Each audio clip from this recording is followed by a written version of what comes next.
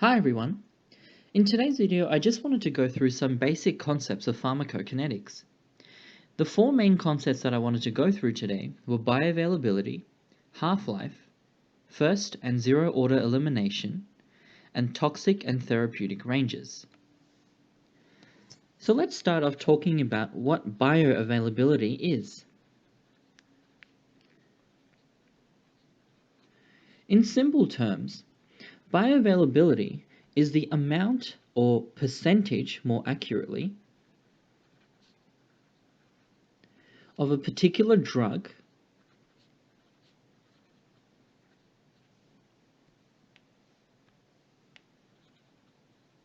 that is available in its unchanged form to systemic circulation.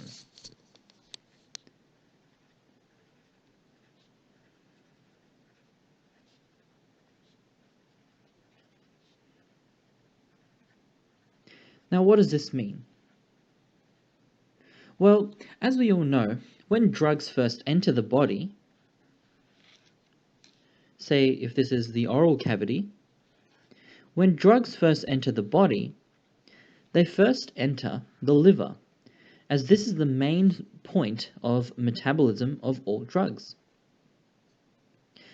Now, in the liver, we have what's called the first pass effect. The first pass effect is that all drugs that enter the body, as opposed to if they're entered through intravenous methods of giving a drug, they all first pass through the liver. That means that they are first all metabolized by the liver. Now, the bioavailability relates to this concept as whatever percentage of a drug is unchanged after this metabolism has taken place is what is referred to as the bioavailability of the drug. Now let's take codeine, for example. Codeine is a drug that is quite often prescribed to people, and it can be used for methods such as painkilling. Now, if I say that the bioavailability of this drug is 90%, this figure means that out of the 100% of codeine, let's say 5 milligrams, is ingested into the body, 90% of that, which is 4.5 milligrams,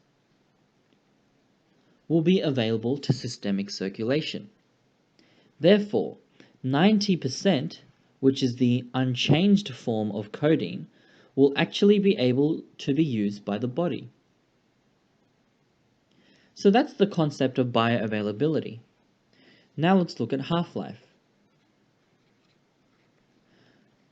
Half-life relates to a function of time, and it is actually the time taken for a particular drug in the body to reach half its maximum concentration.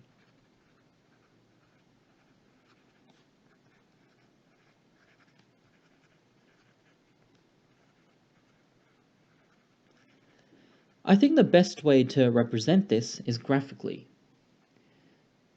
So, for example, if we had concentration on the y-axis and time on the x-axis,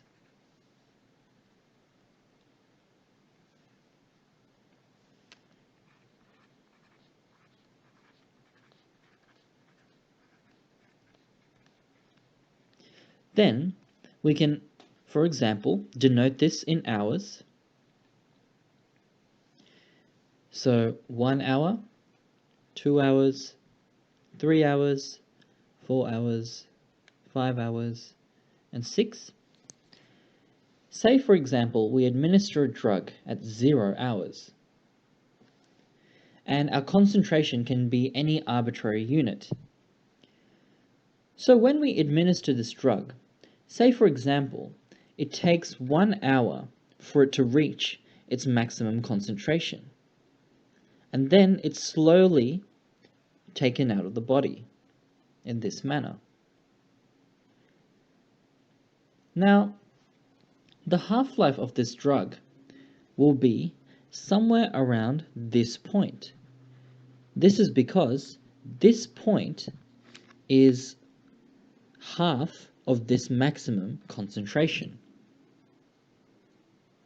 So now if you were to tell me what the number of hours is for the half-life to occur, if you were to quickly look off the graph, you would be mistaken in saying it is 2 hours. Remember that the half-life is the time taken to reach half of the maximum concentration. Therefore, in this case, the half-life of the drug will actually be 1 hour. This is because the maximum concentration of the drug is reached 1 hour after it is administered, and then an hour after that, half of the concentration of the drug is present in the body. Therefore, the half-life is 1 hour. Now let's move on to different types of elimination. As you may know, excretion is one of the most important processes that occurs in the body, as the entire point of a drug passing through the body and all of this metabolic actions happening is to allow for the easier elimination of that drug from the body. So there are two types of elimination that occur in the body. The first is called first-order elimination, and another is called zero-order elimination. And once again, I think it is best to represent these types of elimination graphically.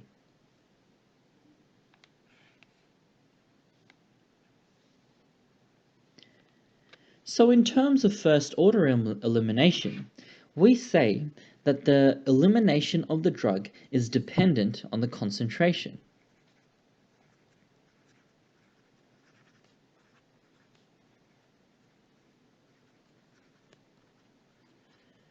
Now, once again, if we have a time on the x-axis and concentration on the y-axis,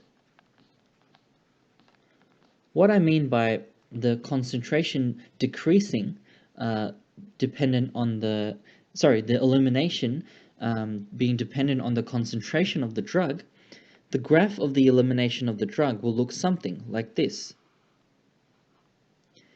First-order elimination is therefore that when the concentration of the drug is high, the rate of elimination is also high.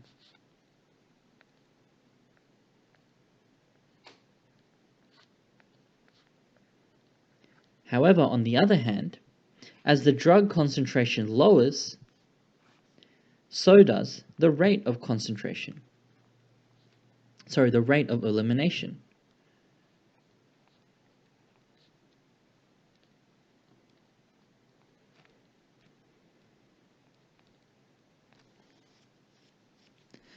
Now, this concept is actually different when we see it in zero-order elimination.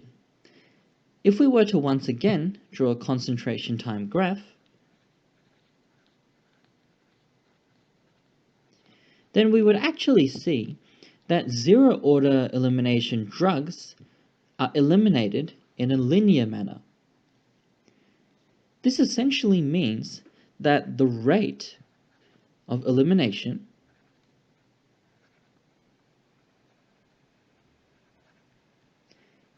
is independent of the concentration.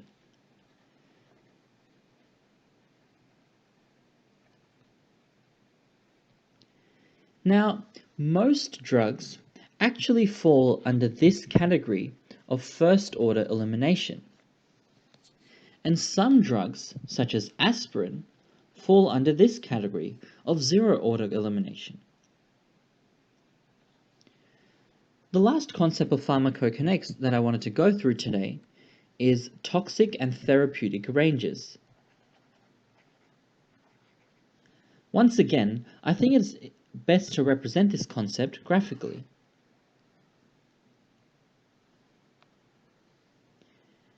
Now, if we once again draw a concentration time graph,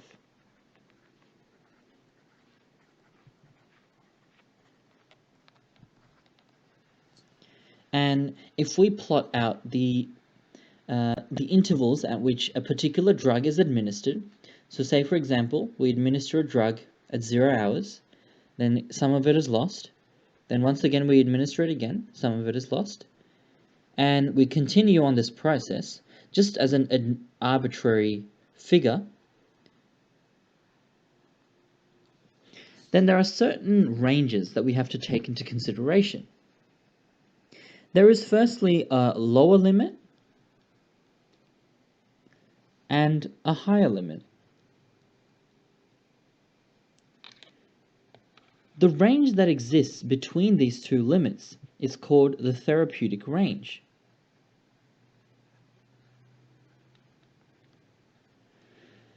The therapeutic range basically means that this is the range of concentrations of the drug that will have a positive physical and mental effect on the patient. So we strive to have the therapeutic or the dosage of the drug within the therapeutic range. And it is better if the therapeutic range is as large as possible so that there is less margin for error if the patient has to administer the drugs themselves. There is also a range that exists below the therapeutic range in which the effects of the drug are not seen. This is essentially when the concentration of the drug is so low that it is unable to have any observable effect on the body. Finally, if we go a bit higher, we have what's called the toxic range. This toxic range is very important because it is essentially when the concentration of the drug is so high that it has detrimental physical and mental effects on the patient. The toxic range is what causes an overdose, and therefore, when we manufacture drugs, we try to make the toxic range of the drug as small as possible, whilst maximizing the therapeutic range. This is very important in the administration of drugs, as we want the drug to be as effective as possible by being within this range, but ensuring that we're keeping in mind the comfort of the patient and therefore not administering too much or more than that their body can handle. So to recap quickly, bioavailability is the percentage of the drug available in its unchanged form to systemic circulation. Half-life relates to the time taken of a drug to reach half of its maximum concentration. And finally, elimination comes in two forms, in that first-order elimination is dependent on concentration, while zero-order elimination is not.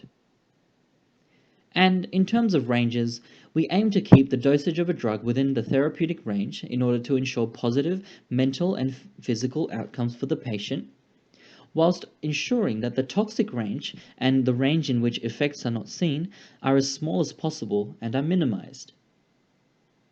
I hope you've enjoyed this video. Thanks for watching.